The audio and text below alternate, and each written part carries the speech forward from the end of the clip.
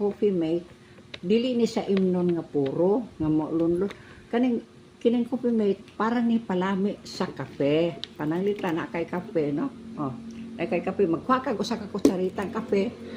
Pananglita mo kada kana din magkuha ko kag usa ka kutsarita ani ug dito nga sa kutsarita imong ibutangan nya kung gusto nimo butangan sugar butangan po nimo sugar nga 1 teaspoon bakha wa ta kay balok unsay kalami imong gusto.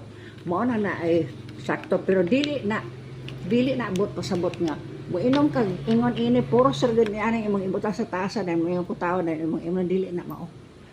Kung nya dili na mao ka makadaot man na naa kay kini ni parehara ni siya sa murabag ka na bitang magic sarap ug dili betsin nga para palami sa sudan. Magkuha ra ka ni gamay kay para palami. Nya kani magkuha po ka ni gamay para palami sa kape. Mo'y purpose ani mo'y tuyo nganong gihimo ang coffee mate.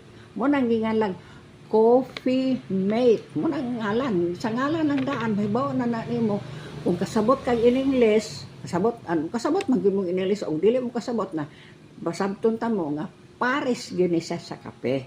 Mo nang iyong coffee mate. Ha? Hinatong nasabtan ninyo pero kung gusto mo magbuot gyud mo mayon mo nga magbuot man siya dihaw wadi ako binang ko subhana na. Sige inom lang mo. Dili ko manggunit ninyo para pahibalo lang ta mo nga dili na mao.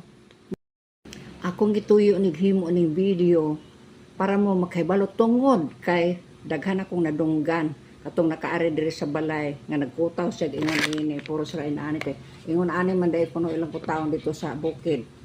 Oh, then doon na pa lain diha sa nag-post po sa Facebook nga sige lang mo may inom og kuan coffee mate ra walay kape.